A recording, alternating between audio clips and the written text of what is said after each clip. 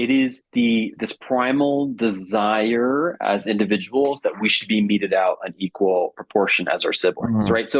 And what I'm thinking of, like, let's go to something really primitive, like a bird, feeding the infants in the nest, right, or Mm. feeding the hatchlings in the nest. So, I mean, there is a deep sense of injustice at the level of the reptilian brain if someone else was given something and you weren't. And Mhm. I think this is just a classic amygdala hijack, is that, hey, there was this distribution process. This is, again, how this idea of the system being rigged or fixed comes in, which is another falsehood that we've attacked in the past, is that, there was a distribution and you weren't in on it. And then, yeah, people are going to be mad. And I think what Sowell is showing is that people's political energies, their animus is harnessed through their economic ignorance, Mm. because this argument gets passed around like, well, redistribution doesn't mean anything because there was no distribution in the first place. But Mhm. if I can tick people off, and suggest that somebody got a bigger distribution than you did, Mhm. then I can get them to vote for me, and all of my interventionist policies, consequences be damned. Very, very trying to like see through this problem, but there's just not really a good way other than Bitcoin, right? Give people recourse to some form of wealth that can't be redistributed.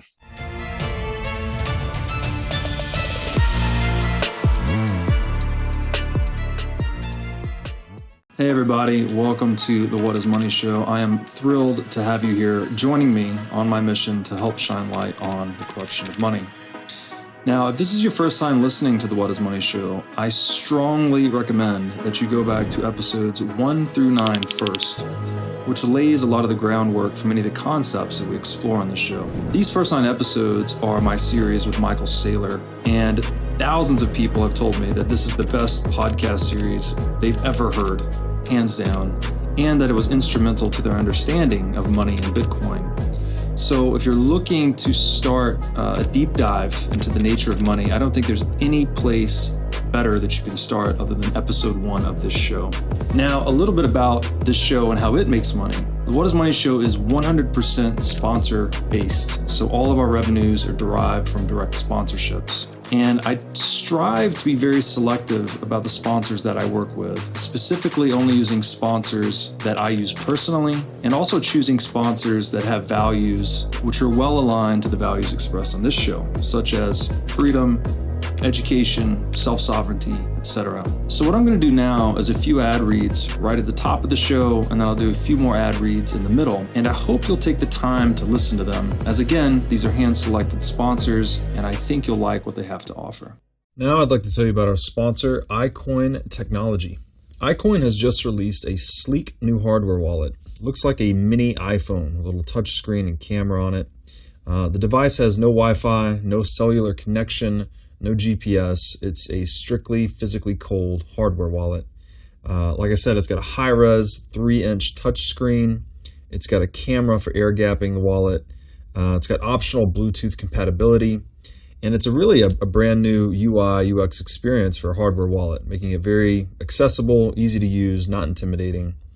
And as we always talk about on this show, the only way you can truly own your Bitcoin is by having it in self-custody. So you need a device like iCoin Wallet to truly own your Bitcoin.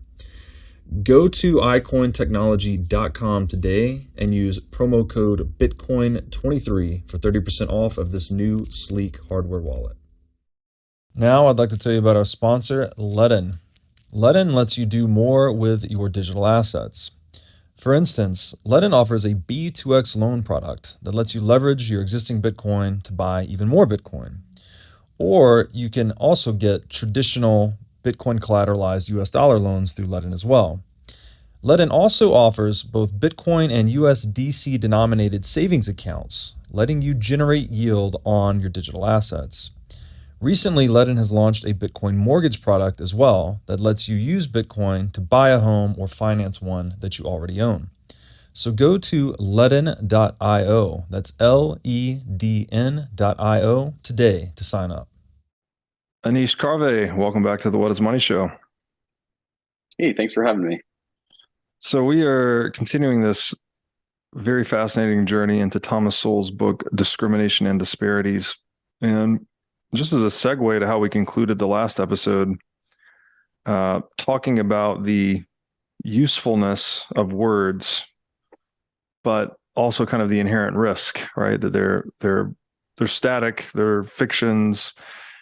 The map is not the territory, the map being words or language itself, the territory being this complex, fluid, dynamic reality we're all dealing with. And I just thought we didn't even know this as we concluded the last episode, but it's interesting that Sowell opens the very next chapter, which is titled The World of Words, with this quote from Thomas Hobbes, who wrote, "For words are wise men's counters. They do but reckon by them, but they are the money of fools." So that's like talking about the imprecision of words to some extent. Like, obviously we need to use them, but it's there's something about the consensus between my understanding of a word and your understanding of a word that's perhaps a little bit slippery at times. Yeah, what are your thoughts on this opening quote?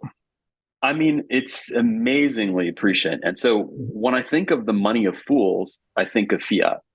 And the gradual progression of fiat has been the transformation of what used to be a deposit of a physical amount of gold to a fractional amount of gold to nothing. And that is the sense in which words are the money of fools. Like, you just have a promissory note in your pocket, known as the US dollar. And so I think the last chapter, we were looking at the world of numbers. And what we concluded was that there are different forms of reality. There's, as you said, the menu, and then there's the meal, the reality itself. And Bitcoin is a hard and undeniable currency. I think we said 21 million. And to contrast that with what fiat is, which is a bunch of empty promises or air, it's amazing that Hobbes was thinking about this more than 300 years ago, and that Sowell picked up on that. And that's really what this whole chapter, The World of Words, is about. It's the differences between appearance and reality. And secondly, what Sowell calls, we're going to get into this as we tease apart causal connection. So everybody's heard this difference between causation and correlation. We're going to look at that a little bit. But some perhaps new Latin words for the audience, ex ante and ex post. So we're going to look at the difference between when we evaluate a word before the fact of anything having happened, which is ex ante, or after the fact, which is ex post. And in emotions versus causation, this is really probably one of the single biggest themes in all of Sowell's work. So Vision of the Anointed, Discrimination and Disparities, the list goes on. Emotions versus causation, because Sowell, just like Mises, his job was to get the average person, the everyday American, to stop and to think about what they hear, to see if there's any truth to it. And that's where he starts the emotions versus causation section of this chapter. He says, decent people can be appalled by the many oppressions and persecutions that have abounded throughout history. But to weigh the current causal effects of such oppressions and persecutions of the past, or even of the present, is very different from simply reciting a litany of wickedness, as if that automatically establishes causation for other events. And I think he's laying bare, again, the politician's syllogism, which is something like, we must do something, this is something, therefore we must do this. And so what he's pointing out is that if you use the right buzzwords in any political discourse today, you can get critical thinking to stop completely. And in fact, if you think about it, that's exactly what cancel culture is. We just have to use these certain words, and then we are then beyond reproach and beyond criticism, and we will denounce anybody who disagrees with us as an ist. We could call them a racist, we could call them any number, a capitalist. That's another ist there that we could apply. And so I think what he's showing is that there are certain tragedies and emotional scars in humanity that when you mention them, people's critical thinking stops. And it isn't just that people's critical thinking stops, is that this is used as a political loophole to seize power. So I'll just pause there, and then we can go into some of the specifics he's got. Yeah, it's it looks like language games to me. Like we need, language is very critical, obviously, for making us what we are, like being human, being able to solve our problems via distributed cognition versus trying to solve them just independently, right? It's what allows us to engage in economics and the market process and all these things. But the language is inherently imprecise to the reality. So it seems like this kind of political rhetoric is a battle to control the presuppositions, right? If you get people, like we talked offline a little bit about trickle down economics, which he gets into later. It's like, if you can get people to accept that paradigm, then they no longer question what it's based on. And so you trap their thinking almost in this fantasy world, right? Where trickle down economics maps onto some actual reality, when in fact it just does not. So there's a quote, I read this a long time ago, that every war is in the human imagination, that we're trying to battle for this belief space, I guess, in one another's minds. And we're doing that with language. And so it's pretty telling how much these things can short circuit how we think and how we relate to the word. This is almost like a restatement of what we said in the last episode, that if you have bad terms, you just have bad thinking, right? So if you have a bad syntax or terminological structure, then you're just not going to be able to think properly. Like, it's not going to map onto the world in any real sense, because your presuppositions or your axioms are wrong, right? So there's going to be misfitness to the real world. Yeah, we've repeated this Hayek's mantra that language, law, and money are the pillars of society. We talked in particular about money being the denominator of economic calculation in Mises's world. And it should be very clear that when any one of those dimensions is distorted, the projections and what we're able to build upon that as a society are increasingly weakened. And so the idea here is that as we introduce objectivity into the market process and into the political process, what does that mean? Well, we've just seen in the previous chapter that if we're not careful, we won't interpret numbers objectively. And in this chapter, we're looking at this consistent attempt by statists to shut down the thinking faculty by providing a distorted picture of reality. And I want to kind of start with Hayek's view of what Sowell is treating in this chapter. It's a very simple quote. He says, "The idea of social justice is that the state should treat different people unequally in order to make them equal." And so this, very much like Marxism itself, is an inherent contradiction. And starting with a contradiction, we attempt to build upon it. And as you know, garbage in, garbage out. If we start with a contradiction, what kinds of social constructs are we going to get on top of those? Nothing good. And this is now, as only Sowell can do, he mentions the considerable evils of the past, which includes, there's a phrase that economists use called the legacy of slavery. But then he brings statistics to bear and says, he asks a poignant question, or he points out the poverty rate of married blacks is not only lower than that of blacks as a whole, but in some years also has been lower than that of whites as a whole. In 2016, for example, the poverty rate for blacks was 22%, for whites was 11%, for black married couples was 7.5%. And then he asks the question, do racists care whether someone black is married or unmarried? And so again, here is that there is a very painful narrative, which a reality that we all need to contend with, especially as Americans, but that may or may not have anything to do with the current state of affairs. And it is used as a red herring to then drive all kinds of political policies through to fruition, which don't even affect the underlying dynamics or the underlying causal mechanisms, because these aren't causative. They're purely emotional scars that are paraded so that under the camouflage of this emotional scar, they can get legislation passed. We've talked about the Patriot Act as an example of that. Yeah, I love, just to reiterate that, what you said, it was Hayek on the social justice quote, treating different people unequally to make them equal. Right. I mean, it's just great. It's another one of these oxymoronic sort of foundations.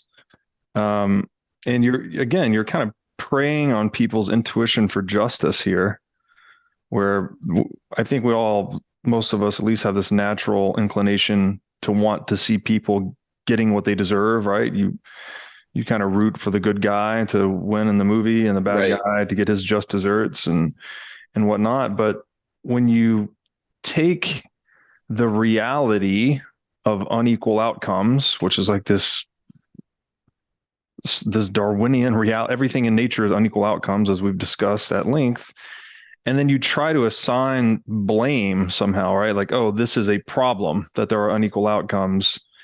You're again getting people to buy into that imaginary game of, oh, all of these inequalities in the world are due to some fundamental nefariousness of some kind. And Right. that's the pain point that political rhetoric seems to push on. Vote for me, I'll fix this inequality. And I don't know, it's obviously critically dependent on ignorance of the reality of unequal outcomes, which is literally everything that we observe in nature is unequal outcomes. And not only nature, society, and history. And what Sowell points out in this book is that how is it that by chanting discrimination, people are able to question the order of society, but their premises are never questioned? In other words, the assumption that anything should be equal or random is never questioned. And I want to dilate a little bit again with Hayek. And he says the classical demand is that the state ought to treat all people equally in spite of the fact that they are very unequal. So pause there for a second.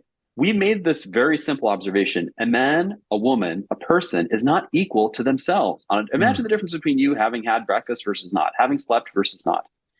And this idea, people aren't even equal to themselves economically decade over decade, as we've seen in prior podcasts. There's tremendous mobility across the economic strata. So Hayek goes on.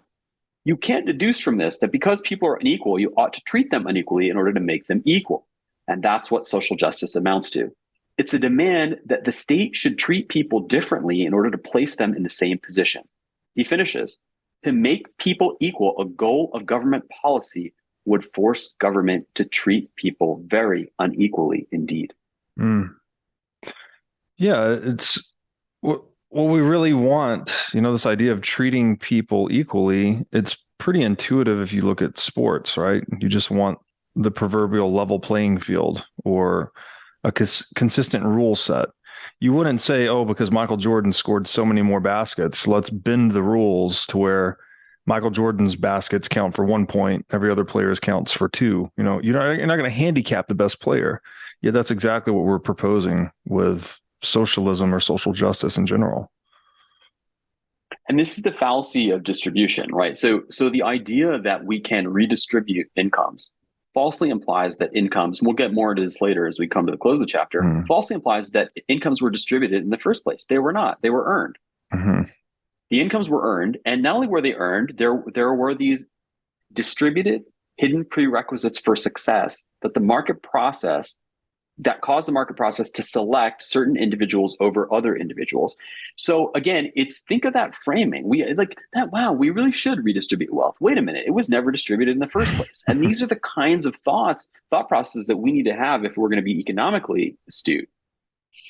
And I want to kind of keep moving along in this chapter and talk a little bit about the fact that on either side of the issues, there are different outcomes in different groups of Americans, and no one has denied that fact, as there have been different outcomes in different groups in other countries around the world and over thousands of years of recorded history. Now, this is the crux.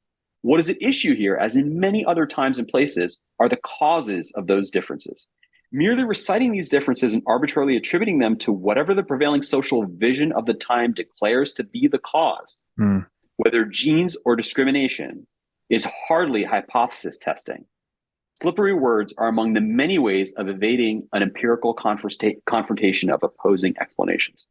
And this is exactly what we see in Marx, by the way. Again, as we've mentioned several times during this series, is that Marx was only able to get away with the sleight of hand that society, quote unquote society, could solve all of man's ills by attributing everything bad that, quote, society does to the state, and then everything good that it does to society. So this verbal sleight of hand, these poorly defined terms, are inherent in these Rube Goldbergs and political contraptions we get caught in that don't work. And to bring it back to something that we care a lot about, that's why Satoshi said, I'm done with the chancellors, I'm done with bailouts for the banks. And this is how smart contracts work. And this is how many Bitcoin we're going to have for all time. And this is how big the block size is going to be. And that's the end of this debate. And so now, and this is, it's very unfortunate that Ethereum has co-opted the term code is law, because in the Ethereum community, code is law doesn't actually mean anything, because you can hard fork. and change things. But I guess I think that is the question. And this is the advanced piece of technology with which neither Friedman nor Hayek, although they alluded to its existence, had access to, or Hobbes even. What is Hobbes saying? Words are the money of fools. I mean, that's the best description of fiat banking I've ever heard. So in any case, I think what we are distinguishing here are mental constructs which don't have the formalism of code. And then these new denominators of economic calculation that have the formalism of code, and a machine can interpret them, and it doesn't require the arbitrary judgments of an individual in between.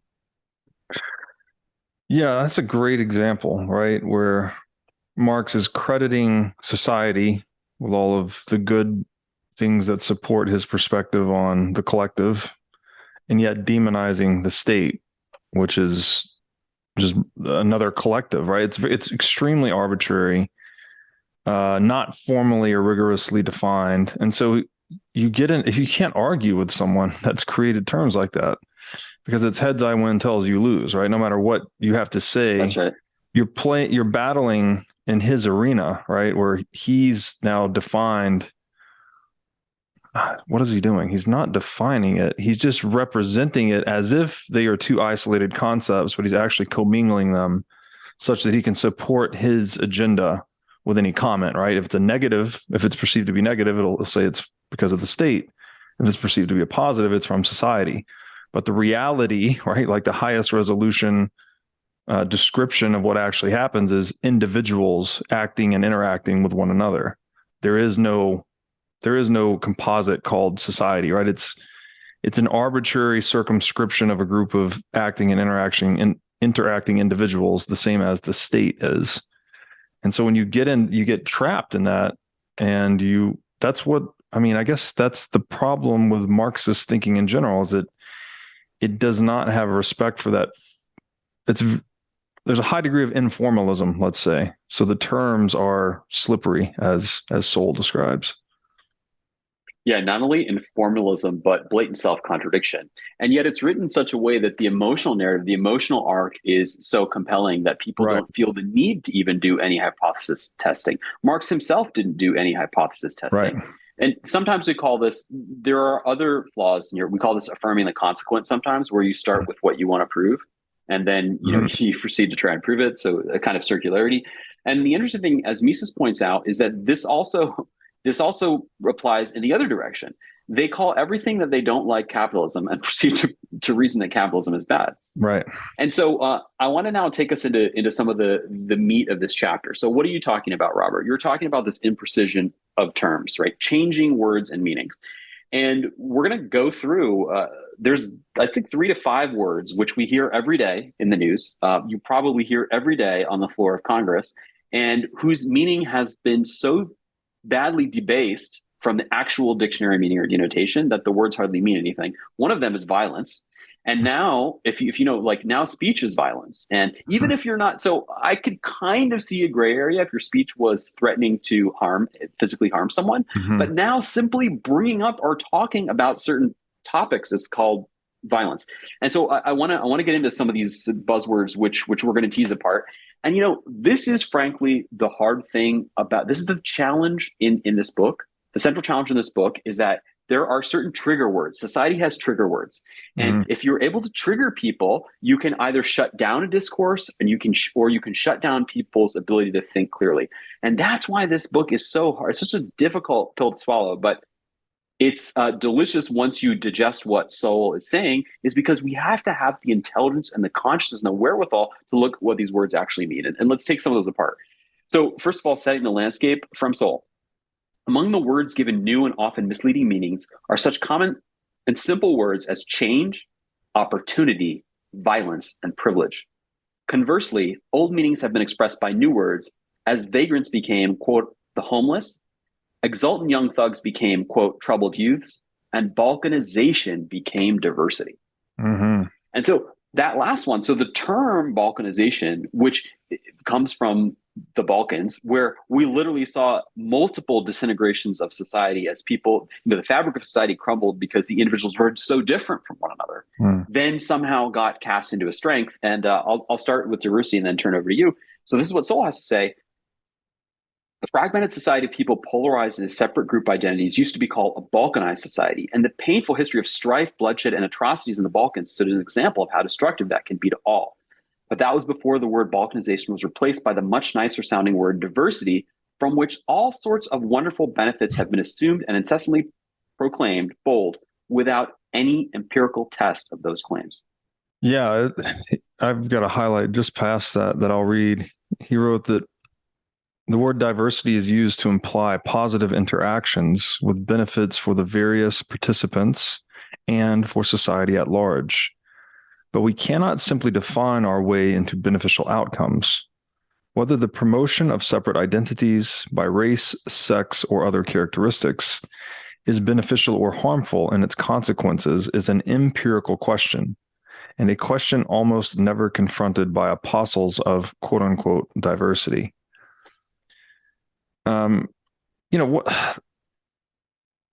thing that jumped out at me here is like this, as you described, the emotionally charged language. It seems to be the intent behind it perhaps is to engage in like an amygdala hijack, where if you get someone's emotions engaged, like you said, it short circuits critical thinking. It destroys the possibility of any authentic dialogue or rational debate.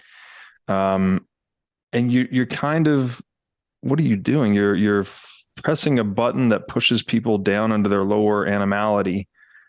And then when they're in that state, I guess this favors the interest of a politician, because what you're doing is creating more chaos, divisiveness, internal conflict among people. And then the flip side of that is more demand for law and order, right? Law, order, regulation, et cetera. So this seems like one of these kind of psychological tactics that people just cannot resist playing so long as it's effective on people. And I don't know if we can really fix this other than just talking about the nature of the game that's being played, and maybe that helps make people more aware of it, but it's definitely been something that's been played for a really long time. Yeah, I think the first step, and this is the beauty of reason, is that even if reason can't control our emotions, it can help us to be aware of them. And, even in the works of the Austrian economists, it's not even that reason is superior to emotion. But I would love to just kind of dilate a little bit on this idea of the amygdala hijack. I think that's really well said. And I think this is one of the things that I learned growing up, is that you have to understand if you're threading or vibing. And I want to explain the difference between those two things. So in a conversation, when you're threading, it's kind of a logical conversation, and you are pursuing the thread according to rationality. When you're vibing, the conversation has an emotional direction. And after some vigorous debates on Facebook, which went nowhere, someone pointed out to me that in a discussion, you have to realize, are you addressing trauma where an individual is traumatized, or is this a rational, logical conversation? And I think this also goes deeply into the differences between men and women, in that the conversation may have an emotional grain, vibing, or it may have a logical grain, threading. And I think what's really interesting here is we're showing how the political apparatus and the state and the agents of the state can use these emotional scars to engage in an amygdala hijack. And as soon as we mention, which is something painful that we should all be concerned about, the quote unquote legacy of slavery, it does not follow that whatever policy was suggested after that is somehow going to address that grievance or address that wrong. Right. So I love that. And you know what's really deep about this is that I think this amygdala hijack is what all of the demagogues in history have engaged in. Is they created an emotional attractor, positive or negative, and then were able to drive a truck through that hole by silencing their critics and by by shaming their adherents. Yeah, it's a great point, man. I've been reading this book, Metaphors We Live By, and it's got me really thinking differently about language. But one of the things in that book says that we tend to, even the way we spatially organize a sentence, I wish I could give a good example here. Like, we tend to think that things closer together in a sentence are more closely related. So like by virtue of their spatial organization, like we think conceptually they're actually more closely related. So it seems like one of those types of tricks here, where if you bring up slavery, then like no matter what you say after that as like a policy response, people just kind of think that that's somehow related to the thing you said most recently. And so you can just use this very emotionally charged language about whatever atrocity or social ill you're seeking to remedy. And then you can propose almost any policy action. And just by virtue of proximity, people have a positive association with that proposition. Yeah, those are called fluency effects. And there's a whole really interesting, extensive literature on them. And I'll just give you one. And that's that if you as an individual are asked to judge a character in a story, if you're sitting in a hard chair versus a soft chair, in a harder chair, people will on average be more harsh and more critical of the person they're reading about. Or another example, if you just lighten the font that they're reading in, because that the additional attention, first of all, they retain the information better, which is amazing in and of itself, but also they tend to be more forgiving because the contrast between black and white. And so as individuals, we have all of these kind of perceptual effects and working in our mind all at once. And this is one of the great achievements of the Austrian economists, is that they showed that in no way are the decisions that people make 100% dependent upon reason, or can they be derived from pure reason? So this is both an asset and a weakness. And I wonder if there we can kind of turn into this concept of ex ante and ex post, because it shows another of the ways in which terms are distorted for this kind of emotional hijack. And the example that Sowell gives, he says, if a car is in working order, that car is always mobile. Okay, this is an ex ante judgment. Before the fact, we can say this car has this property of mobility. But ex post, only ex post can we say that the car is moving. And so he starts to tease out now some really interesting ex ante versus ex post hacks that are played on people's minds. And he gives this example. He says, just as some people have been said to have been denied opportunity or access because their outcomes have been less favorable, so some other people who have had more positive outcomes have been called privileged, even if individuals from such groups had no more numerous nor more favorable options available at the outset than others whose outcomes have not been as positive. So what does this mean? This is very much like out of sample bias, right? In other words, so let's take an example. Everyone has the same equal conditions applied to them in the beginning. And then it just so happens that some of the individuals succeed. You cannot then go after the fact of that success and said, well, these individuals were privileged. That's not accurate. Everyone had the same opening set of conditions, or at least the same world conditions, the same market conditions to operate into. And then it just so happened that some people succeeded and other people didn't. And we know from this book, we know from Discrimination and Disparities, that who's on top in history is continuously changing as long as there's a market process that's there to allow the more efficient set of individuals to take over, the more efficient processes to take primacy. Yeah, we can never know ex ante what actions are going to be successful in the marketplace, right? So you can't look at someone that has achieved financial success by whatever, or any form of success by whatever criteria you are evaluating them, and say that they had somehow an advantage in the beginning, because at the original point in time, you could have never called that an advantage, because you don't know that is going to serve them in satisfying consumer wants or whatever the metric of success is until it's ex post, right? Until you're looking in retrospect. So the great irony of the market process as well is that precisely the characteristics which put people ahead in one generation of the market may put them behind in the next generation. And this is why we come back to this. Mises says entrepreneurs cannot be trained. There's no algorithm for success. That's the whole point. It's a process that we have to go through as individuals in the course of human action. Yes. And the market process helps us discover this distribution, but you can't know ahead of time what that is. And this is, again, one of the great mistakes. Remember last time Sowell called this the fallacy of composition. Just because we observe that an individual with an education has a higher income doesn't mean that we can now educate the entire populace and that will raise everybody's income. Because what was an advantage before that intervention now becomes a non-differentiator. That's right. And I would also argue here that This is the great value of honoring individual sovereignty, right? Because we don't know who is going to generate the solutions we need tomorrow or next year. We have no way of possibly knowing. We don't know what circumstances will prevail at that time. So what we can do is level the playing field, right? This is what capitalism essentially is: life, liberty, and property. Everyone play by the same rules. That way, each individual has the widest possible opportunity to address the uncertainty or the problems that may arise.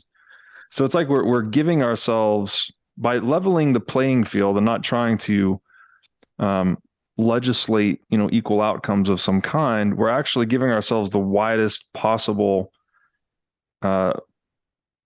widest bandwidth of solving these problems, I guess, that we actually have the most people that could work on these problems in the future versus trying to determine what is this beforehand, right? What people need to be doing, what jobs to solve what problems. Like, that's almost a self-defeating enterprise when you view it from the collective standpoint of wealth creation or problem solving. Yeah, I would, from an economic standpoint, I would call that optionality. Yeah. And what's ironic is that optionality is very similar to diversity. And so what we're trying to do, or let's say the capitalist or libertarian vision of society, is that let's keep the rules as simple as possible so that optionality is as high as possible. Mm-hmm. And what does that do? That increases survivability into the future. That provides for innovation. And the whole nature of innovation having a very long tail is that there are certain individuals. A classic example, you may or may not like him, Elon Musk. There are single individuals who can invent things that will pay for the rest of the freeloaders in the system. Right. But that only happens if he has the optionality to, maybe at the time when he was a young kid, that no one thought that electric cars or rockets were very interested. Mm-hmm. And what statist or what government education program would have told him that he should think about these things? That's not how the market process works. And I think that just beautifully illustrates how what is called diversity in name is actually an attempt to destroy diversity in the populace by saying that, no, we, the central planners, need to know what the composite, we can dictate what the composition of society should be, what people should study, what they should be interested in. This is preposterous. Right. Absolutely. Yeah. It's another one of those inversions, I guess. I'll read this somewhat long excerpt here. Where am I at here? Okay. So on page 121, Sowell writes, nevertheless, before the first decade of Sri Lanka's independence was over, a Sinhalese politician promoted resentments against the more prosperous Tamil minority during his campaign to become prime minister. Ethnic polarization led first to discriminatory laws against the Tamils, and then to a cycle of violence and counterviolence that ultimately escalated into a decades-long civil war in which there were unspeakable atrocities on both sides. At a minimum, history shows how dangerous it can be to a whole society to automatically and incessantly attribute statistical differences in outcomes to malevolent actions against the less successful. That the charge can often be false and misleading might also carry some weight and merit closer attention to the specific facts of particular cases. Not only the society in general, but lagging groups in particular can benefit from knowing what is true as distinguished from what is currently in vogue.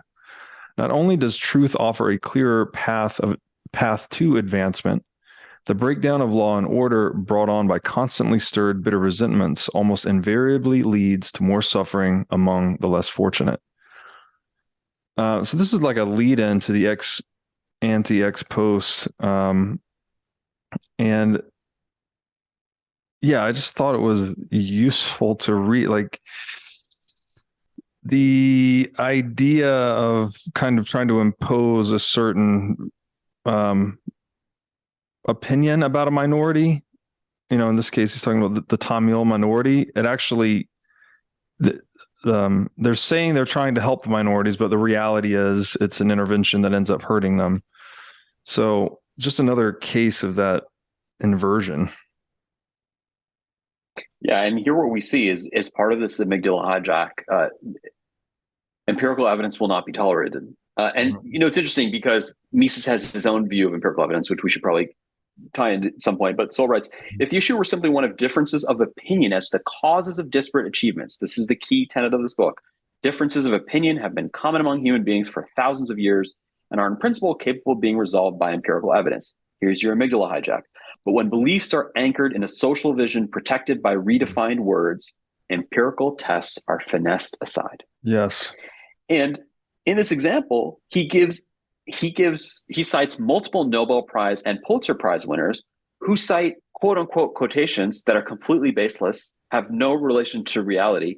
And so I think this is really what it is this milieu in which people define their own reality. He's calling the social vision.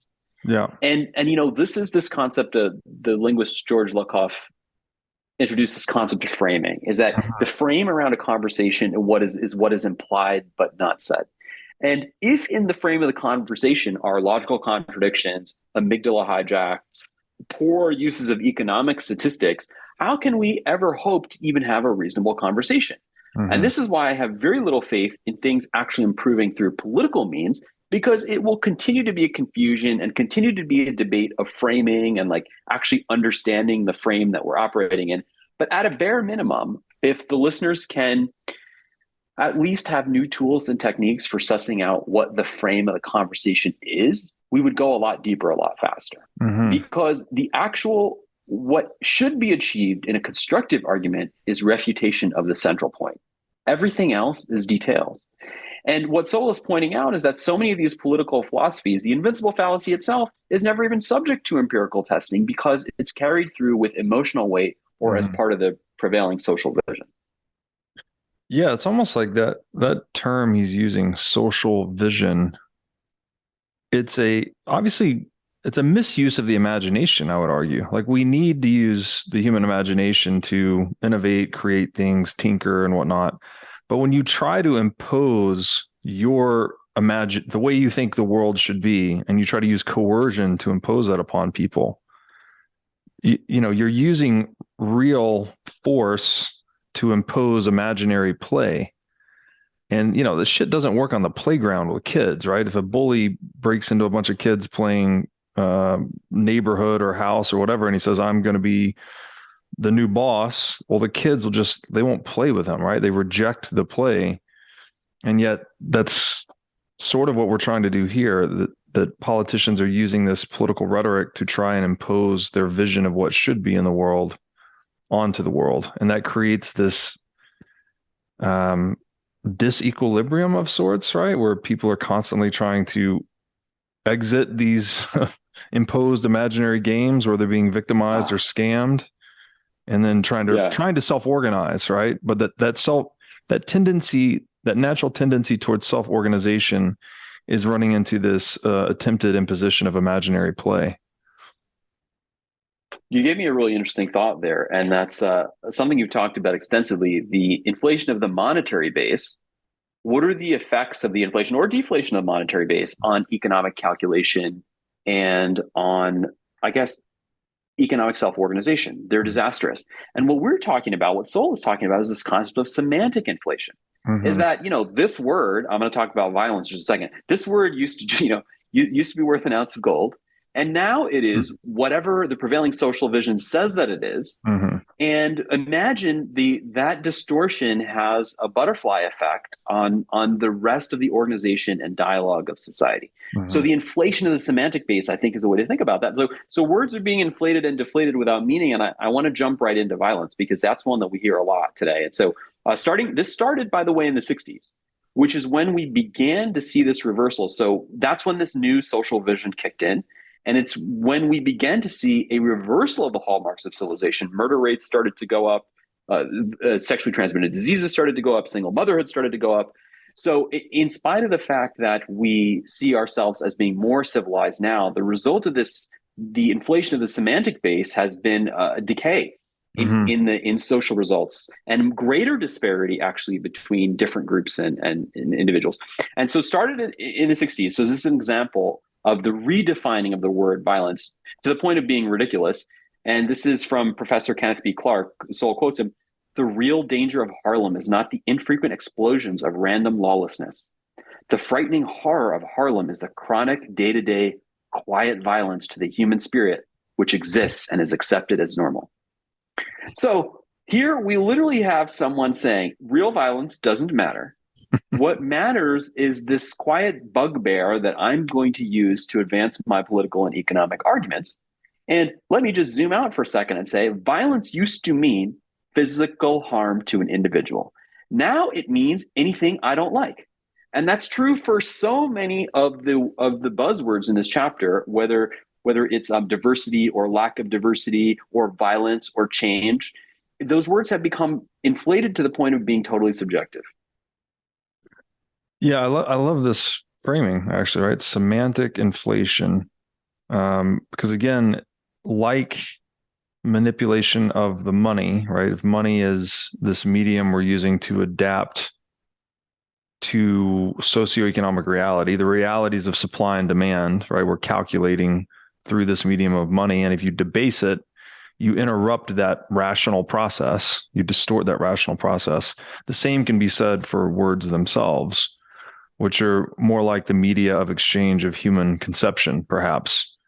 But if all of a sudden you take violence, like there's a consensus point on violence that is, it is the penetration of someone's physical barrier against their will, something like that, right? Like if you're physically harming someone, but if you expand the conceptual or the semantic basis of that, inflate the semantics of violence to mean, what does this guy say here? The chronic day-to-day quiet violence to the human spirit, which exists and is accepted as normal. Like, I don't even know what that means exactly. So you're bleeding the concept into another domain that obviously just creates confusion and disrupts any rational dialogue about the concept itself that's being inflated. Yeah, I love that you said that because Sowell runs with that. And we've seen this. This is happening today on college campuses around the world. Mm-hmm. This vogue of equating social problems with violence has spawned such spin-offs as justifying campus speech codes and campus riots as responses to, quote, microaggression, by visiting speakers saying things considered offensive by those who believe in a particular social vision. Even when these things are not said to the people who claim to be offended, but are said by visiting speakers on campus to those who invited them, it is still called microaggression. And sorry, a little bit long, but I got to go into it because he ends it with a great metaphor. How can A talking to B be considered to be aggression, much less equivalent to violence, against C? Clever people might say that A could be saying things to B that could lead to violence against C. Even if that were true, and it has not been proved or even tested in most cases, in the same sense, a match can start a forest fire, but nobody calls a match a forest fire. And so it's not reification, it's an exaggeration, it's a kind of slippery slope. Mm-hmm. And it's deeply related. So first of all, amazing prescience of Hayek to saying that language, law, and money are the pillars of society. What you're pointing out is that all three of those things can be debased, and we can use these kind of economic metaphors of debasement and inflation to describe the undesirable changes or the, let's say, perception distorting effects of those changes. Now I'd like to tell you about our sponsor, CrowdHealth. CrowdHealth is a Bitcoin-enabled alternative to legacy health insurance. Now let's face it, legacy health insurance is an absolute scam. Nobody can explain this better than the legendary comedian Chris Rock. Insurance. You got to have some insurance. You got to. There's an insurance. They shouldn't even call it insurance. They should just call it in case shit. Like, I give a company some money in case shit happens. Now, if shit don't happen, shouldn't I get my money back? So with CrowdHealth, instead of just paying premiums that you'll never see again, you can hold part of this pool of savings in dollars and in Bitcoin through CrowdHealth. And when you have a health event, you can draw against this pool of communal savings. So go to joincrowdhealth.com/breedlove to learn more or sign up. Now I'd like to tell you about our sponsor, Wasabi Wallet. Wasabi lets you use Bitcoin privately while still maintaining full control over your money. Specifically, Wasabi Wallet is an open source, non-custodial wallet with privacy built in by default. By using Wasabi, you're effectively putting the private back in private property. Wasabi Wallet is an easy-to-use privacy wallet that can support any amount of Bitcoin transactions. So go to wasabiwallet.io today to download this state-of-the-art wallet software. Now I'd like to tell you about our sponsor, Bitcoin Conference 2023. This 3-day event will be held May 18th through 20th in Miami Beach. This is going to be the biggest event of the year, as it always is. And the past 2 years in Miami have simply been amazing. Day 1's Industry Day. Days 2 and 3 are going to be open to general admission. And I'd say this is a great place to go and network with Bitcoiners or even look for a job. Just a really all-around great experience. There's a fantastic speaker lineup, including Michael Saylor, Zoltan Pozar, Lynn Alden, Alex Gladstein, many others. And last year, we did a 10 million sats giveaway for this event, and we're going to do it again this year. So to get discounted tickets and enter for a chance to win 10 million sats, go to b.tc/conference/2023 and use code BREEDLOVE. Now I'd like to tell you about our sponsor, Casa.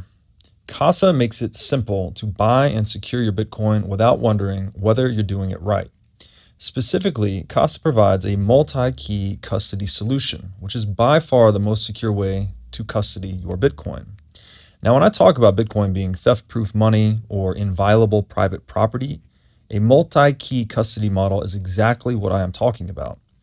Using multiple keys lets you maintain full control of your Bitcoin while also giving you redundancy in case you lose one of the keys.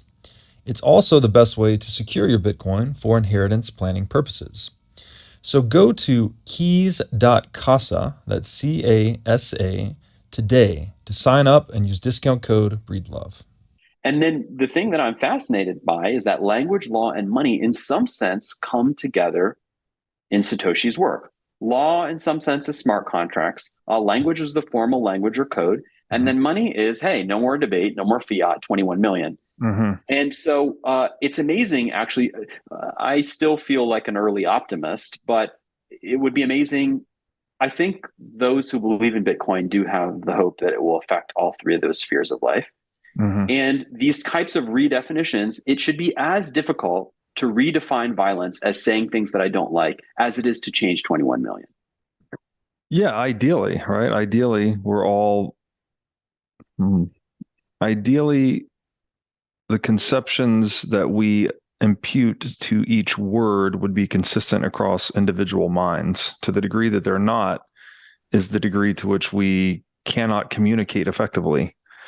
So, not that that's ever possible. We go back to Hobbes's earlier quote that words, what did he say? Words are the money of fools. Like you need some final settlement mechanism. This is why we say talk is cheap, let your money talk for you kind of thing. Like we need to talk, but there has to be some point of action that actually concretizes everything that's being talked about. And like you said, it's sort of like, it's almost like the opposite. So we want more reified terms that are, again, concrete to the reality. But what we're talking about here with semantic inflation is the opposite of that reification. It's more like a nebulization of terms, maybe where all of a sudden violence can be something that's physical, or there can be this weird spiritual violence over here, or maybe, words are violence over there. Like it's no longer a useful tool at that point because it can mean essentially anything. Well, and this is very much the product of a coddled generation, right? If you've never actually had to physically work hard and your hands break out in blisters and you feel like, quote unquote, your back is broken, someone disagreeing with you in an argument will feel like violence because it's the most violence you've ever experienced. Mm-hmm. And so this is again related to this concept of an amygdala hijack, because I think we've all experienced this when we're in a heated debate. You go into fight or flight as if you're being physically attacked, but that is a phantom. And so I don't know, this is kind of the distance that Sowell is asking us to produce in our minds so that we can consciously kind of weigh the actual state of affairs rather than saying that, oh, this is violence, and then shutting down discourse entirely and shutting down the ability to see accurately, which was his point, which is Mises's point, is that when the population can do economic calculation accurately based on language, law, and money, then we get the organization of society, not the other way around, which is, oh, we're going to paint whatever vision we think appropriate on paper, which is arbitrary and not connected to empirical reality in any way. And that, in fact, leads to the opposite in spite of any good rhetoric.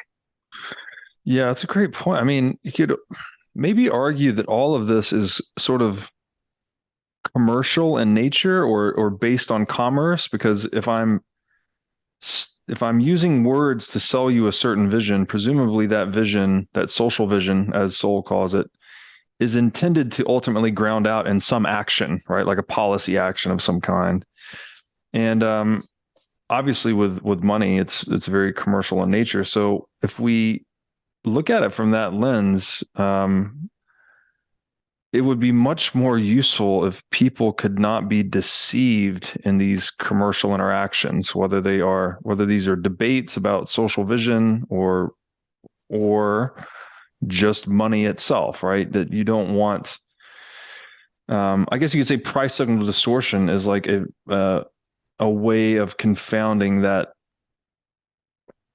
understanding in the marketplace, because now all of a sudden you see a price move and you just don't know, was that policy action or is this actual consumers that want more of the thing? I mean, we keep saying this from different ways, but you're just introducing this tool, whether it's the word or money. These are both media of exchange, right? The word's a media of exchange for human conception. Money perhaps is the media of exchange for human action, something that carries a little bit more signal. But when you distort the media, you're interrupting the capacity for people to coordinate themselves. And that is the deleterious consequences that flow from that are everything you want to avoid, right? If you want harmonious, productive, prosperous, peaceful human interaction, you need the media to be integral, I suppose. Yeah, you got me thinking that perhaps redefining terms is like a hard fork, because it's not compatible with the prior set of exchanges and the prior sets of UTXOs. And this actually goes into history. And one of the words that Sowell says has also been redefined is the word of change. And what he points out is that the period of the 20s was one under President Coolidge and one other. The period of the 20s was a time of tremendous economic growth, tremendous improvement in standard of living, tremendous improvement in the distribution of income. But because that was achieved through free market policies, the 20s wasn't called change, and it rarely gets a historical footnote. The 30s was called change because it was about Roosevelt's new social vision. And guess what? People were poorer, society was weaker, there was greater chaos. And so it's amazing to me that this redefinition of terms is baked into the pie of history even itself. And then again, in this chapter, he shows Stiglitz, another Nobel Prize winning economist, buying into the fallacies of history. And we're going to go to some specific of those. But what I want to show is that, so this idea of tax cuts for the rich, which we've attacked earlier in the podcast, so it flies in the face of empirically what happened during Harding and Coolidge, that was, by the way. So that this change in tax rates, so there was a lowering of the tax rate during the Coolidge administration than the Harding administrations. But the fact that that change brought a much higher tax revenue from high-income people, both absolutely and as a percentage of all income tax revenues collected. And this is exactly what President Coolidge said was his objective, and yet it is totally ignored by history. And we, in fact, call periods of economic hardship change. And, you know, this is what I think even someone like what is it called? The Green New Deal or whatever. Like it's more like the New Raw Deal is what we should be calling it. But again, this is the co-opting of the term change. It doesn't have to imply something good. It means a difference. The 20s were a far more prosperous period for the country under something much closer to free market economics. And yet the type of change that gets held up on the floor of Congress is the 30s. Right. Yeah, it's a great point. I'll read an excerpt just on that to kind of flesh out the details. This is from his sidebar on page 135. He said, in many, if not most, histories of the United States, the stock market crash in 1929 is presented as the cause of the Great Depression of the 1930s, with its massive unemployment.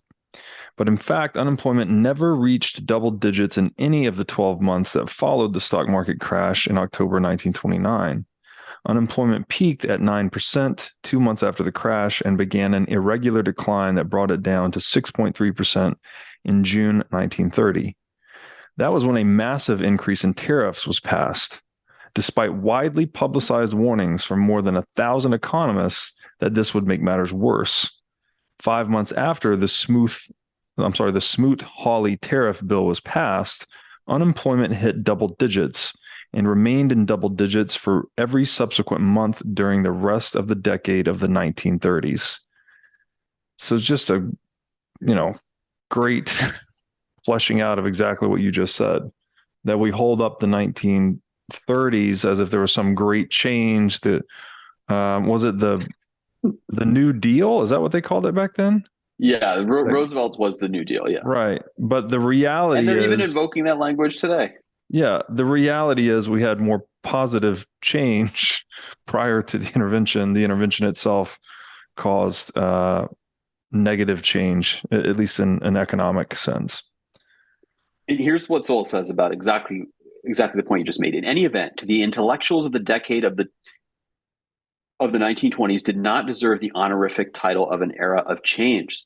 So it was the decade of the 1930s which brought that kind of political change, and which has since been celebrated as much as the 1920s were denigrated. So there is absolutely a rewriting of history there in that in the debasement of the meaning of that word change.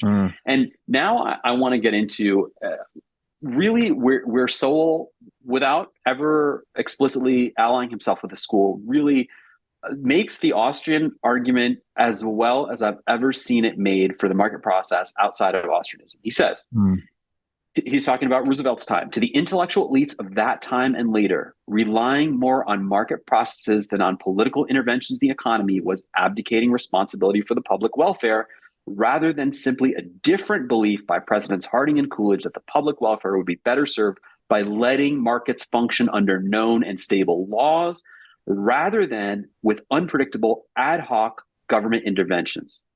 And this is Roosevelt in his own words saying, I am going to tinker, much like Keynes. I'm just going to tinker and hope that I don't destroy the economy.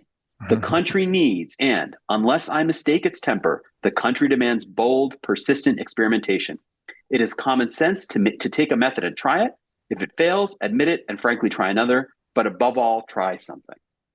And this is, how many times do we have to destroy human prosperity with socialist and redistributionist ideas for it actually to be subject to an empirical test?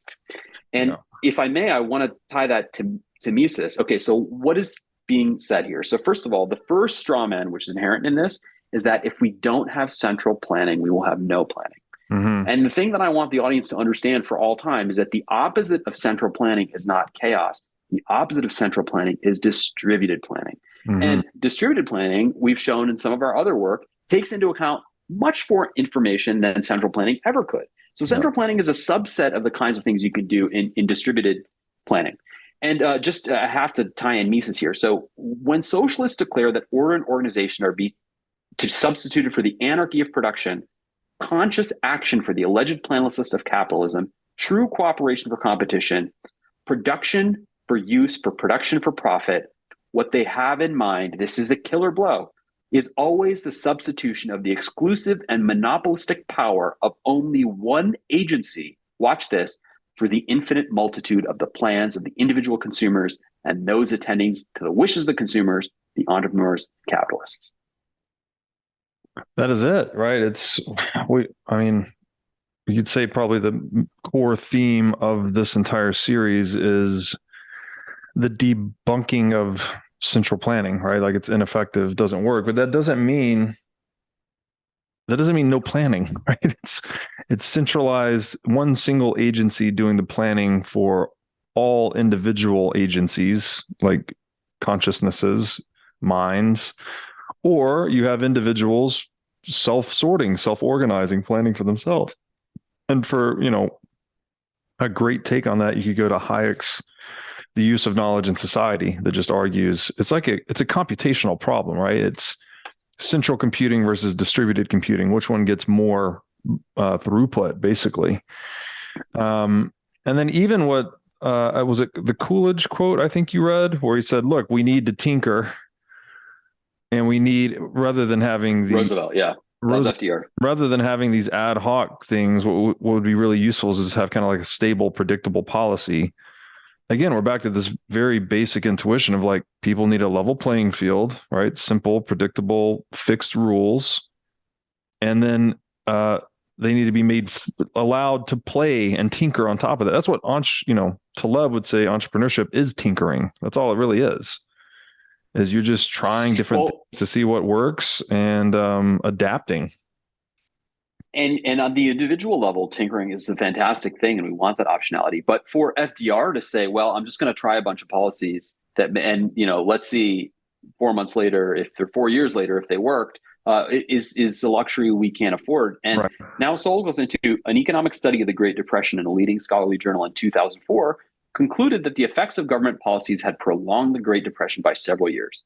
But the contrary view has largely prevailed by sheer repetition and by its consonance with the prevailing social vision. It has been an ongoing triumph of words over demonstrable realities. We're expected today to automatically follow the kinds of government interventionist policies of the 30s and to disdain the policies of the 1920s when, in the world of words, there was no change because there was no government income redistribution policy, but empirically, people were much better off. Yeah, it's a great point. And back to the topic of higher tax rates leading to lower tax revenues. We've talked about this before. I think the Laffer curve work's been done on this.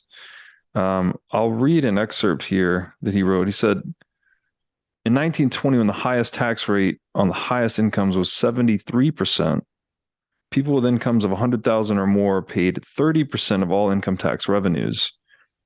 After the tax rate on the highest incomes was cut to 24%, people in that same income bracket paid 65% of all income tax revenues in 1929. Nevertheless, in the world of words, these were called tax cuts for the rich and have remained so ever since in utter disregard of empirical evidence as to the actual amount of tax revenues collected from high-income taxpayers at different tax rates. There were similar results from later tax rate reductions during the Kennedy, Reagan, and George W. Bush administrations. And he goes on to write, whether this will happen again in any other circumstances is something that might be debated instead of fighting a straw man like a non-existent trickle-down theory. Back in 1899, long before the income tax rate controversies arose, Oliver Wendell Holmes advanced the general proposition that catchwords can, quote, delay further analysis for 50 years, unquote. The catchwords trickle-down theory have been going strong for decades and show no sign of weakening. So there's this kind of strange feedback, right? If you improperly frame something, you can actually, you've created a false, fictitious reality, but it can have very real effects on actual human action and socioeconomic reality. In this chapter, Sowell says the single most important thing to know about trickle-down theory is that no one has ever actually espoused this theory. It is a 100% straw man, and he catches the likes of Joseph Stiglitz, Alan Blinder, Paul Krugman denouncing what he calls a non-existent theory. And the key thing here is that this theory has nothing to do with wealth trickling down at all. It has everything to do with attempts to create additional wealth in the country as a whole. And that's why Kennedy said a rising tide lifts all boats. So that's a great example here. So we've talked about the debasement of terms, but then there's also the creation of these straw man terms or red herring terms. And boy, I have to tell you, I still see trickle down. Like I see it in the YouTube comments section. I see it on Facebook. And isn't it amazing that people are actually attacking a phantom? And that error is propagated all the way to Nobel Prize winning economists. Like, what hope is there other than people thinking? Yeah, that's interesting. I'm reminded of like Dawkins' selfish gene, right? Where the meme just replicates. It's how effective is it at replicating itself? It doesn't matter how effective it is at dealing with reality necessarily. And something about trickle down apparently has just captured the human imagination in a way that has allowed it to propagate for many generations. And the question is, what is the opposite of the straw man of trickle down? It's some kind of redistributionist policy. And this is, of course, I guess at the heart of Keynesian economics is that to prevent people from hoarding, you should inflate the money supply so that people are encouraged to spend, and there's redistribution through that spending. And the funny thing is that Sowell goes back to Keynes's own work in 1933 And Keynes knew about the Laffer curve well before Laffer, who's almost a contemporary economist. And Keynes said the following. So again, it's not even, the ultimate father of what could be called trickle-down theory knew that the Laffer curve was a thing. So who said in 1933 that taxation may be so high as to defeat its object? Given sufficient time to gather the fruits, a reduction of taxation will run a better chance than an increase of balancing the budget. There it is from Keynes himself. And I guess what's amazing here is why the invincible fallacies are so invincible, even if you're the most highly educated economist one can imagine. Yeah, I don't know. It's maybe we don't have enough terminological precision for these, maybe these bad ideas have to get smashed against the wall for us to figure out, how precise our terms need to be. And maybe that's what we're studying here. It's like people using words that they thought adequately described reality. Then when the spaghetti is thrown against the wall, it doesn't stick and you have to reevaluate. Yes. It reminds me of this vibing versus threading. Like trickle down is a very powerful vibing. It has no threading value whatsoever. There's nothing to respond to.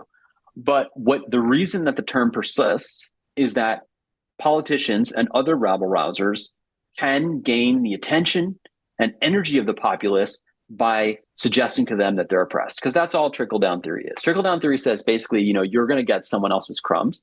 And you know what? That's deeply upsetting to our animal brains. Yeah. Right. Forget about whether or not that's what's actually happening. Forget about whether or not that's what policy interventions actually exacerbate.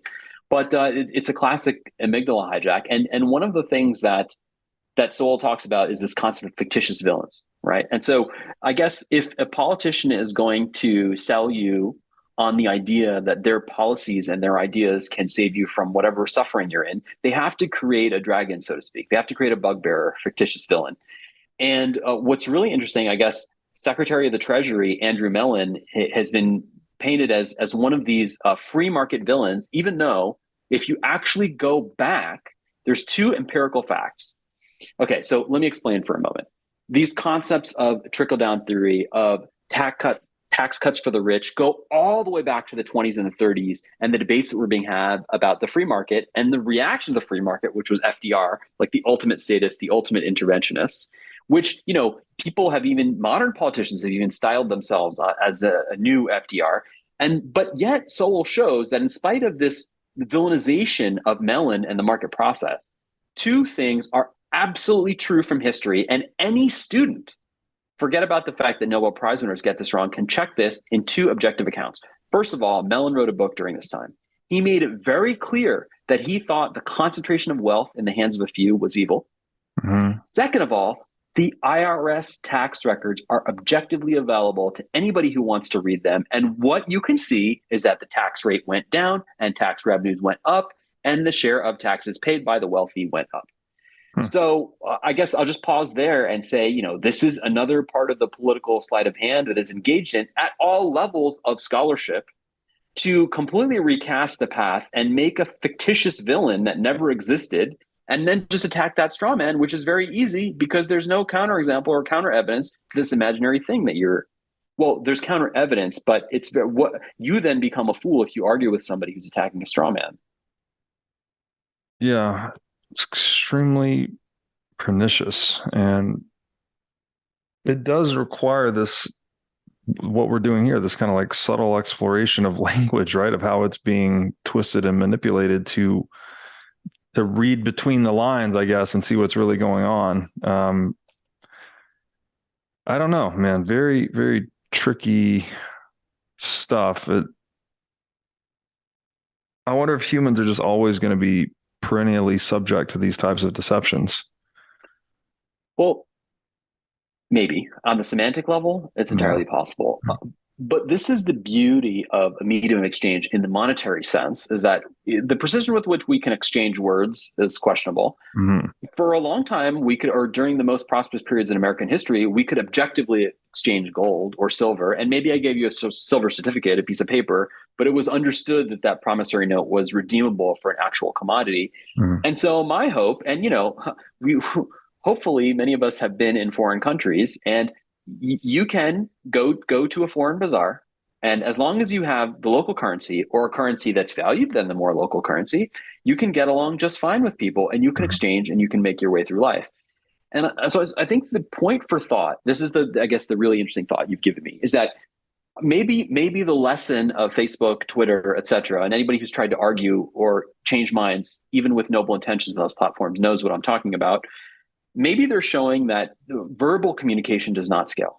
And so now what other information networks are at our disposal? And I very much like the idea. I don't think it's complete, and I'm not so sanitized as to believe that Bitcoin can solve all of our problems, but I very much like the idea that we can objectively agree on a Sats price.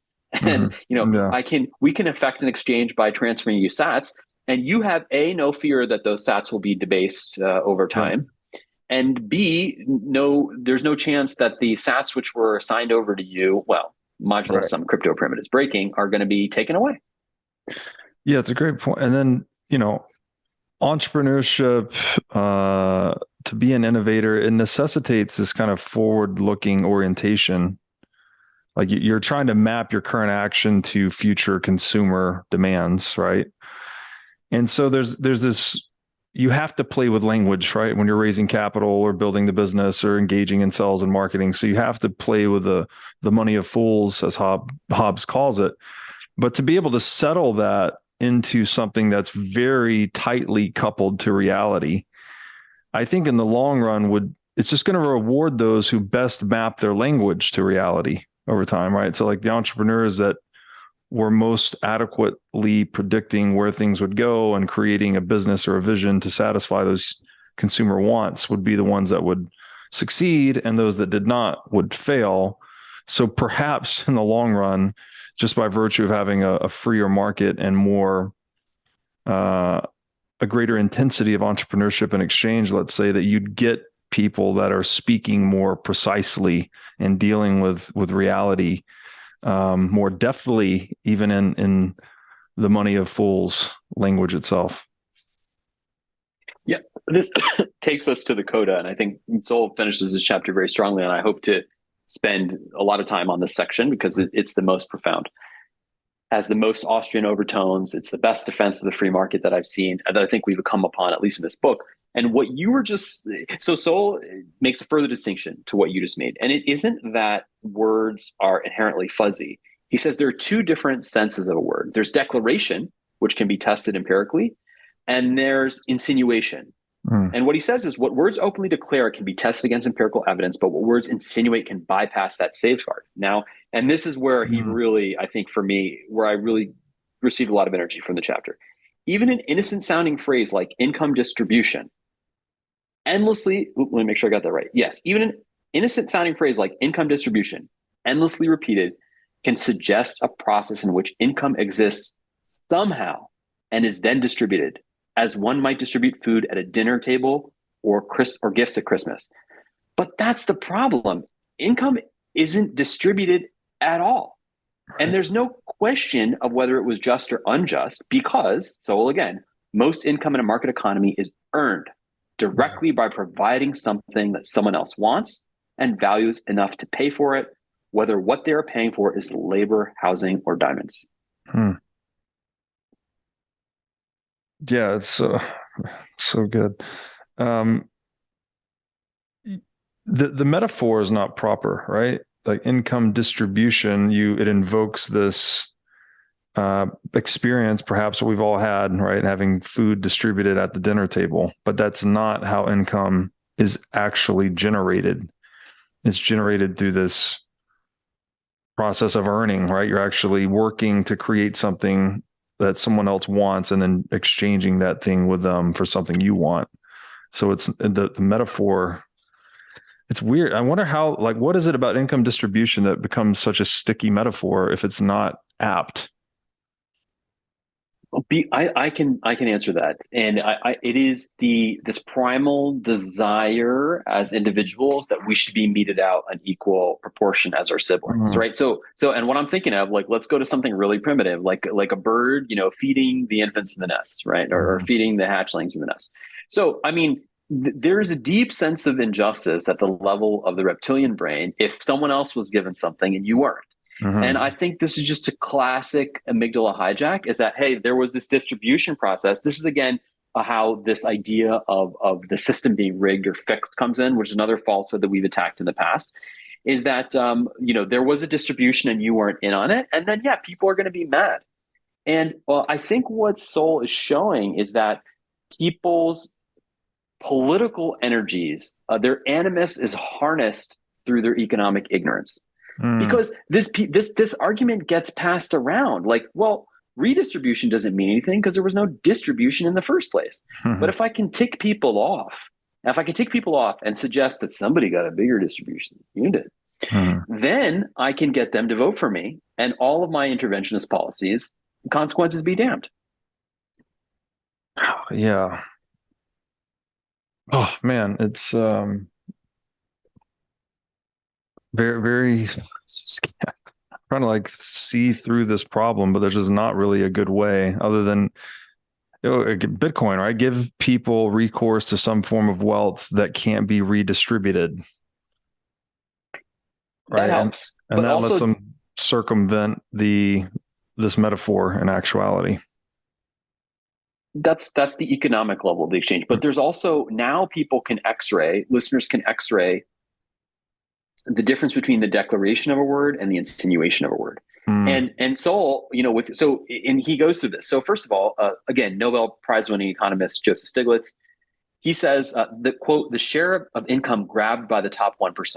Okay, then a New York Times editorial, which says the top 1% have cornered an ever larger share of the nation's wealth. Okay, then we have Barack Obama saying, quote, the top 10% no longer takes in 1/3 of our income. It now takes half. And now here's Sowell. So here's something that can help that's not Bitcoin. It's literally a filter in your brain. Here's what Sowell says. In each case, the key trick is to verbally collectivize wealth produced by individuals and then depict those individuals who produce more of it and receive payment for doing so as having deprived others of their fair share. Gets better.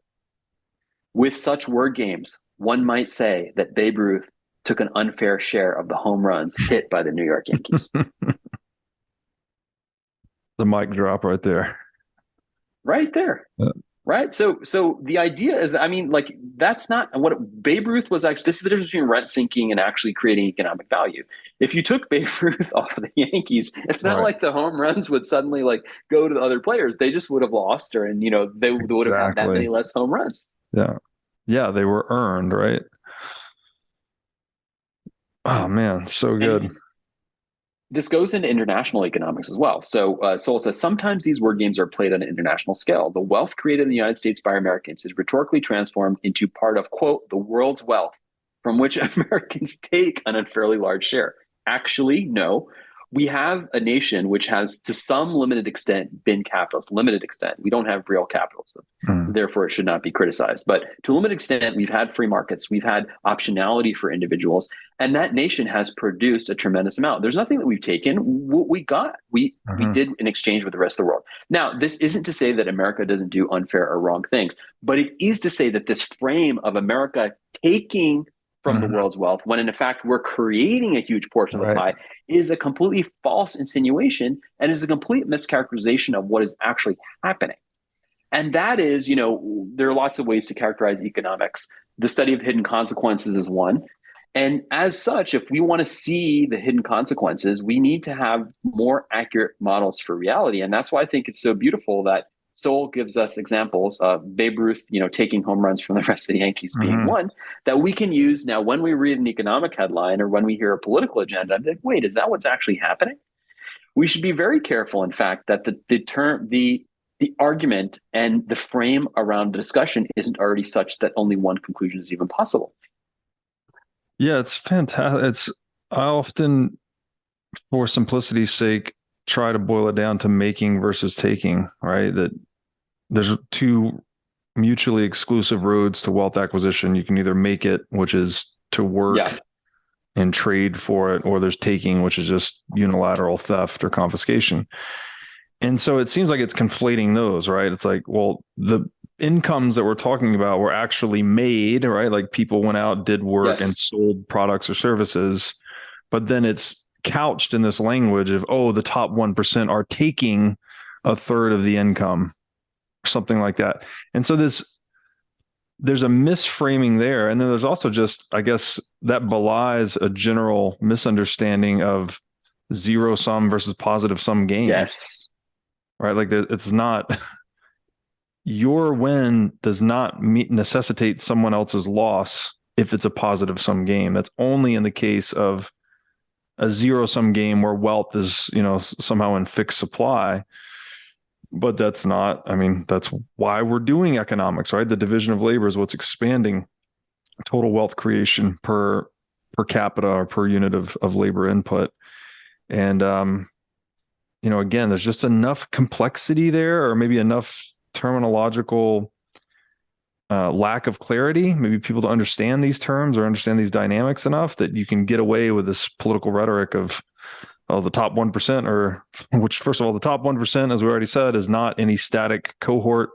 People are moving into and out of that 1% all the time, depending over the time period. And then also, they're not taking anyone's income. It's being earned, right? It's making, not taking. And the speed with which any of the economic strata turn over is exactly the speed with which you can get out of whichever lower stratum you're in, right, that you don't happen to like, which is actually an amazing point. And there's so many deep points there around Austrian economics. So the first was this, I love this framing of zero sum versus non-zero sum. And the idea being that making is a non-zero sum. It's a fundamentally generative activity, whereas taking is rent seeking or is a zero sum game. And that is why in Austrian economics, there's a few important ideas. So first is that profit is a psychic phenomenon. And if both people in an exchange can profit, that is the very definition of wealth creation. Yeah. Whereas if the exchange was not voluntary, then someone was disadvantaged. Such a simple idea, which seems to escape the political consciousness. And let's see if I can come up with, yes. Okay, so to that point, this is where, I don't know, I felt like the spirit of Mises was somehow being channeled by Sowell in this paragraph. But what he says is that euphemisms are another form of insinuation that enables ideas to bypass factual or analytical tests. When John Rawls, in his A Theory of Justice, repeatedly referred to outcomes that, quote, society can arrange, these euphemisms finessed aside the plain fact that only government has the power to override millions of people's mutually agreed transaction terms. Interior decorators arrange, governments compel.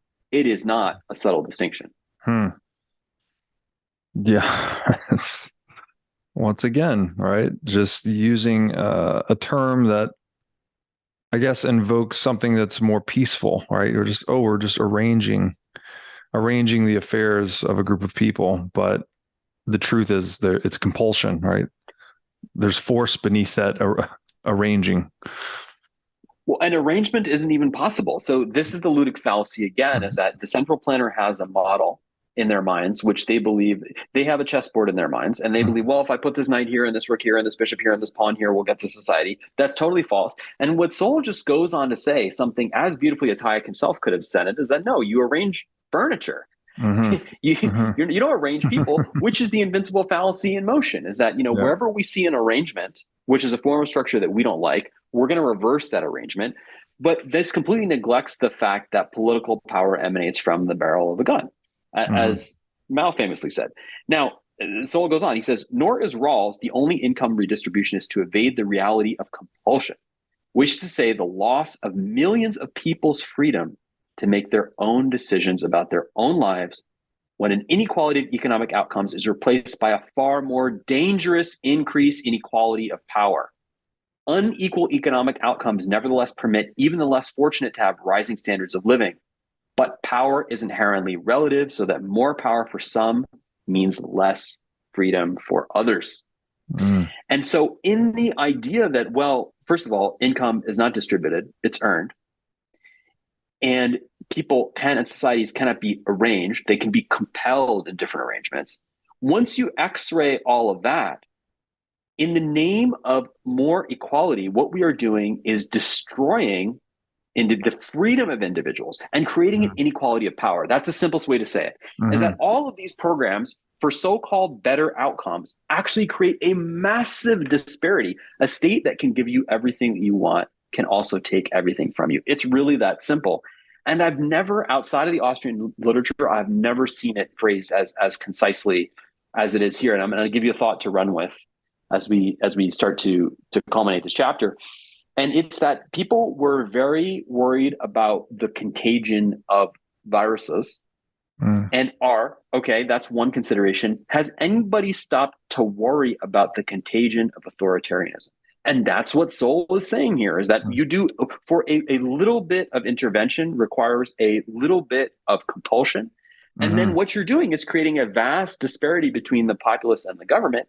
And what Tapa says is that this redistribution is redistribution in name only. The actual differences are in the power to control. So here we go back to Hayek's paradox, is that somehow the idea of social justice is that government can make people more equal by treating them unequally, which is a paradox in and of itself. Yeah, man, so much good stuff there. Again, the ludic fallacy, I think this is probably closely related to Taleb's mistaking the cat for the washing machine, right? That you're starting to treat complex systems, which are individual market actors or the entities that they create, as if they are static chess pieces on a game board. And so you can't just intervene into that system and not expect there to be feedback from these agents of action, right? They're going to react to your action. And in order, what you would really want ultimately, I guess, is just this equality of, I want to use my words carefully here. He uses the word power, which I think is a little bit ambiguous. So I like the word authority more, right? There's an equality of authority that, the root word of authority is author, basically, right? So it's you're giving people the power to author their own lives, not giving people. You're honoring the reality that people have the responsibility to honor their own lives.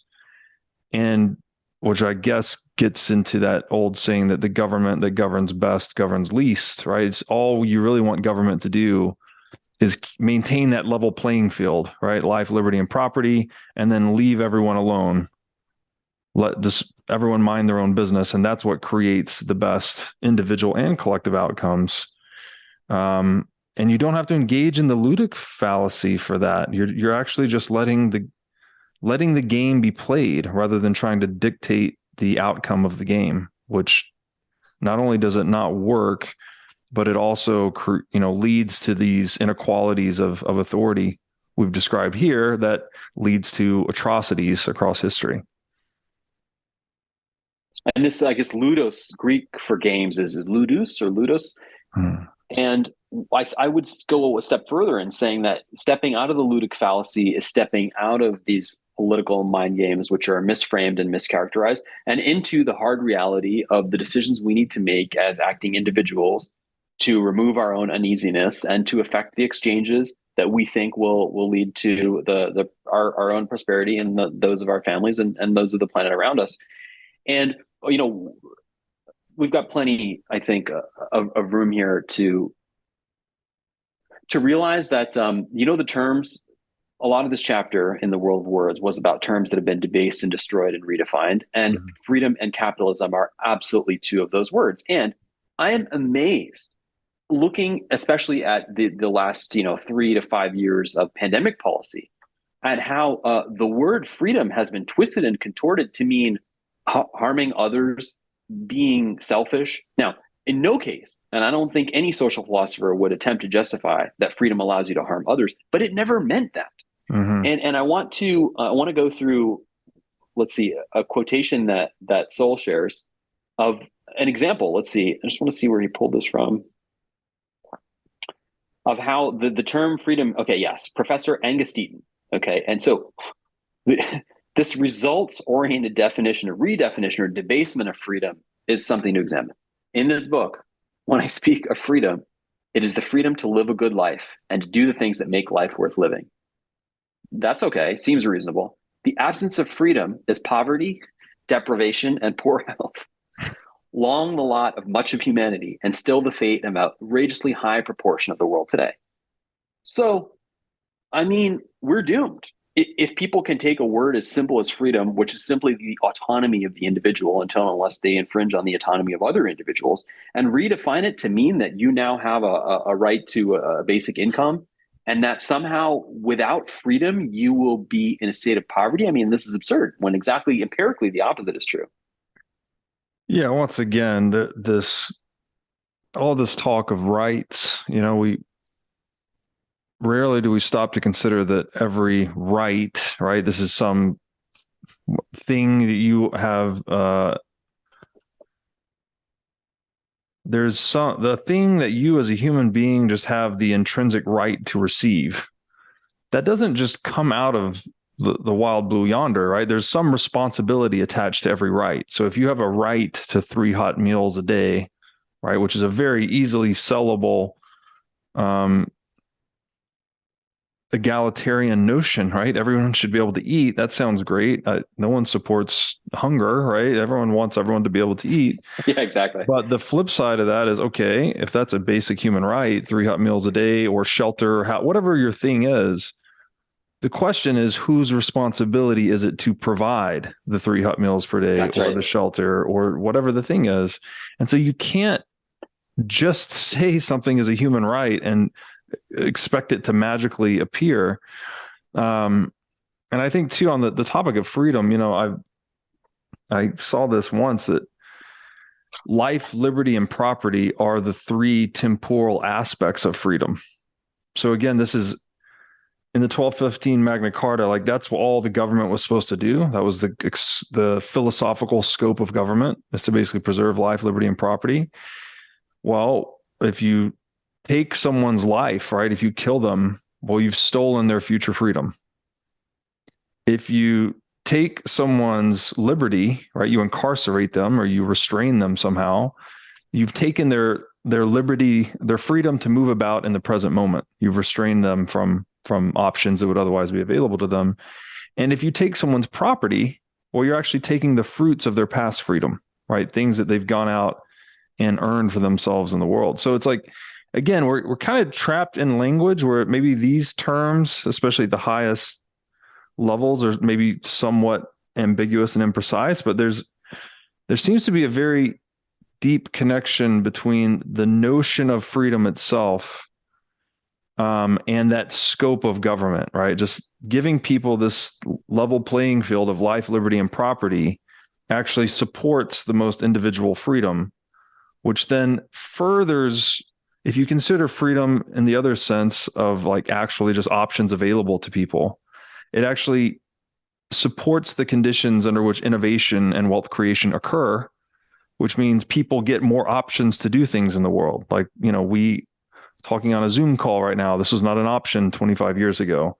Flying from New York to LA was not an option 200 years ago, things like this. So there's this like flywheel effect of freedom if we could just get out of our own way, right? And just let nature run its course without trying to intervene or force one person's imaginary playscape on other people. Yeah, and it's so much more than nature that's self-organizing, because I don't know where the distinction lies between humanity and nature. And I guess there's a whole interesting philosophical discussion to be had as what the line between nature and technology is. But this is much more than letting soulless forces prevail. This is about the rights of the individuals to self-organize and self-determine. Mm-hmm. And what occurred to me, I started thinking about 1984 and Animal Farm and the debasement of the word equality. Some are more equal than others. Well, you just debased the word equality. And then remember, I think it was it 1984 that introduced this concept of doublespeak? I'm not sure. We've been living, right? And the idea behind doublespeak is you choose terms. We've talked about this. Legislation often having, if you want to know what legislation does, just assume it does the opposite of whatever it's titled. Now, yes. Starting back with President Woodrow Wilson, so he's calling the proposed benefits of expanded government power, quote, new freedom. So this is, I guess, the first interesting thing is that, we shouldn't be too depressed about the current state of affairs in 2023, because it's been going on for more than 100 years right now. But the thing to really be present to is how these words like freedom are being redefined. And it's amazing the liberty that has been taken with the word freedom. And this is now Sowell. He says, yet many intellectuals living in the safety and comfort of free societies have found it expedient to redefine freedom so that an expansion of government determination of economic outcomes through expansion of government compulsion is not seen as a trade-off of freedom, but simply as an expansion of freedom as conveniently redefined. So this seems to me an infinite license for interfering with and frankly impoverishing society, because the word freedom doesn't mean anything anymore. And all you have to do is pick a healthy noun, a healthy sounding noun or adjective, and hide behind it and say that you're, and then, but actually in the name of that, you just propose some government expansion, which is going to deprive individuals of their options and their rights. Yeah, it's the other one that comes to mind here is liberal, right? Like in the US, we talk about conservatives versus liberals, and liberality, I used to refer to low to no government, right? Or like we said earlier, the government governs best, governs least. And now it's become its precise opposite, right? It's very big government, large regulation, large intervention in all aspects of life, up to and including forced medical procedures, gender reassignment, et cetera, et cetera, et cetera. So we have to, I guess, we have to fight, even that's kind of a word that's maybe a slippery one. We have to make sure that we take action to preserve the integrity of these words, the integrity of the consensus on these words, because if that consensus is broken, that manifests itself as divisiveness in society. If you think freedom is government power, I think freedom is individual autonomy, we're going to have a really hard time having a rational conversation about anything. What do we do about that? And what does that mean? This goes all the way back to our podcasts on Austrian economics, is that if you're going to have a formal system for economics, you need to be very, very careful about your terms and definitions. Is there any hope even of preventing that erosion or redefinition of the meaning of words? Do we just have to say, well, it's either in code or it's not real? I don't know. I mean, I boil it all the way down to just, if you make it more expensive to steal from people, right, then the politician that's exceptionally gifted with rhetoric and intrigue just won't be rewarded as much, right? His profession becomes less economically viable to the extent that property is less viable.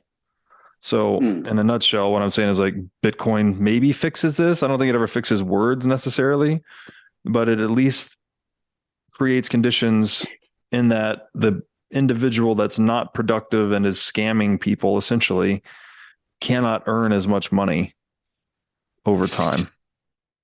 And it at least destroys one of the operant fallacies that you never run out of other people's money, right? Which is part of, so there's a conflict of interest in this declaration versus insinuation. This is one of the things about populism, is that there's a conflict of interest between going along with the political slogans and programs of the day, and which is also known as hearing what you want to hear and facing reality. And so that's another thing, right? So that's part of that conflict of interest will go away because there will be no collective money to spend, which is the root of a lot of this evil. And I want to go into, so again, this is the thing, I guess the subtlety of this chapter is that the fallacies that Sowell brings to the foreground are committed by some of the most decorated academics. It's like, for example, one cannot be free if one cannot achieve his goals. This is Sowell, this is an argument he's attacking, according to an influential book by two Yale professors. In their definition, consumers, quote, are not free in the market if high cost prohibit a choice that could be made available to them by sharing the commodity through collective choice. So, with collective choice apparently being another euphemism for government. So here is the price fixing argument, like being made. What is the idea that, like, which we know destroys economies and destroys economic calculation, being now passed under another veil? So I guess I'll add to that critical thinking, right? Which is, this is the thing that Sowell wants to engender in the rest of the world. It's a gift that I feel to some extent I've received from him. And critical thinking, and part of the conservative mind view. And what I mean conservative in this context means somebody who respects the inherent complexity of systems is to be skeptical about the results of an intervention. And maybe, that is a really simple meme. And we have history as our guide. That's a really simple meme that our listeners can pick up and like, hang on, am I actually trying to change a part on a cat? Which is to say, am I actually intervening in a complex situation and expecting a simple outcome when the outcome is not going to be simple? And that gets us a long way. That appreciation gets us a long way towards debunking a lot of these false political programs and, rebranding freedom as collective choice and actually meaning that's the government forcibly compelling people to arrange themselves. Yeah, so the argument there was if a consumer is not free if they cannot afford a thing, essentially. Yeah, that's right. Are not free in the market if high costs prohibit a choice. Well, you have to prohibit choice somehow in the marketplace because guess what? There's unlimited wants and limited stuff. So how are you going to constrain the choice? If you take that argument to its extreme, then everyone should just, own Lamborghinis and private islands and have infinite wealth and nobody works. It's like a socialist fantasy that obviously doesn't work. Which is very much the fantasy of transaction fees should be some number. No, they're determined by a market force. And what I'm struck by in here is that they haven't read The Road to Serfdom. So we have two Yale professors, okay, and the definitive turn down the road to serfdom is price controls. Because once you can dictate the price, you can dictate what services are valued one to another. You effectively become the authoritarian of authoritarians because you can tell people what to sell and at what price. So I wonder what's our parting thought here? So we've gone through, we started with the world of numbers last chapter. We went through the world of words here. We saw declaration versus insinuation. We saw examples of words that have been redefined and debased over time. We looked at ex post versus ex ante. And so the reason I'm recapitulating this is so that the people now have a framework where which they can stop and pause for a moment and say, hang on, I might have just been amygdala hijacked. Like I might have just been triggered by what was just said, but is it actually true? And Sowell has I actually have one more rubric that I want with, but let me pause there and let you jump in. I was just reminded of a meme that I saw recently that I think is funny and hopefully apt to this conversation, but it said that if I had $1 for every time socialism worked, I would have $0. And funny enough, if socialism actually did work, I would also have $0. So it's just like this. We all want to plan our lives and affairs and think about the future and, work to become better. But when you centralize that notion, right, that we need one body or individual or group to then do the planning for the rest of us, the whole process is destroyed.